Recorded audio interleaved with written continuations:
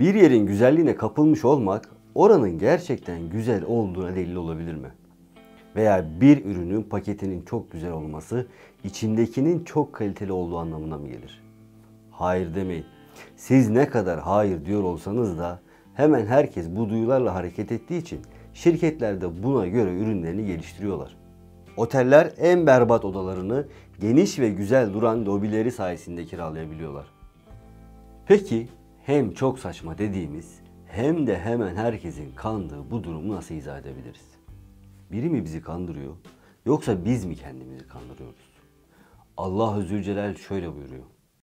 Bismillahirrahmanirrahim.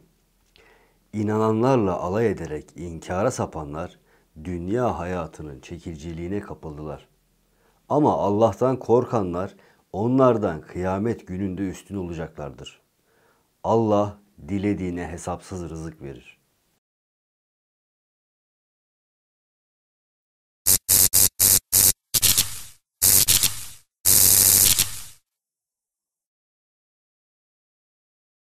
Başkasını hakir gören, aşağılayan, yok gören. Onlar gibi olmadıkça göçmüyor bu diyardan. Bu diyarın gerçekliğine kapılmak için kendini beğenmek yeterli oluyor ki ayet-i kerimenin inceliklerinden biri de buna işaret etmekte.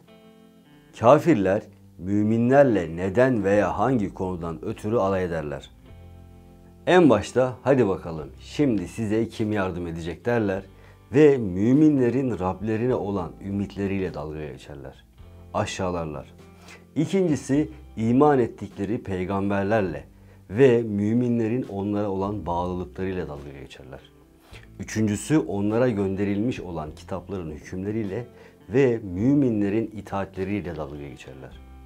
Dördüncüsü müminlerin bir arada olmak adına birbirlerini kendi nefislerinden üstün ve önde görmeleriyle onların birliğiyle dalga geçerler. Ümidi yıkan ümitsizdir. Bağlılığı hor gören yalnızdır. İtaati aşağılayan akılsızdır. Birliği reddeden kalpsizdir. Alın size dünya süsleri. Ümitsiz, yalnız, akılsız, kalpsiz. Anlıyoruz ki Rabbimizin kafire bu dünyada biçtiği değer. Her türlü göreceli güzellikleri sadece ve yalnızca bu dünya ile kısıtlanmış. Kısıtlı olduğu için her anında yarım ve eksik. Kasıtlı olarak nefret ettiği mümin hayatındaki huzuru kavramaktan çok uzakta. Bir bakalım şu dünyaya. İnsanlar en çok ümitlerinin kalmadığından, kaygılarından bahsediyorlar. Yalnızlıklarını gidermek uğruna binlerce yenilik peşinde koşuyorlar. Hem akıldan bahsederken hem de akıllara durgunluk verecek kötülükler imza atıyorlar. Bir yandan sevmekten bahsederken her gün binlerce çocuğun açlıktan ölmesini, savaşlardan ötürü binlerce mültecinin yurtlarından olmasını, temiz su bulamadığı için ölenleri ve daha nicelerini umursamıyorlar. Biliyor musunuz dünyamız bundan 3 asır kadar önce daha temiz, daha güvenli, daha nazik ve daha güzeldi. Her yüzyıl gelişiyoruz derken ortaya koyulan dünya süsleri her yanı kuşatmışken bahsettiğimiz gerçeklerden ne kadar da uzaklaşır bir haldeyiz. Öyleyse gelişmiyoruz, geliştirmiyorlar.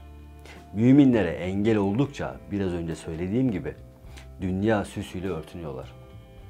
Örtüler ne yazık ki bu kirliliği örtmeye yetmiyor.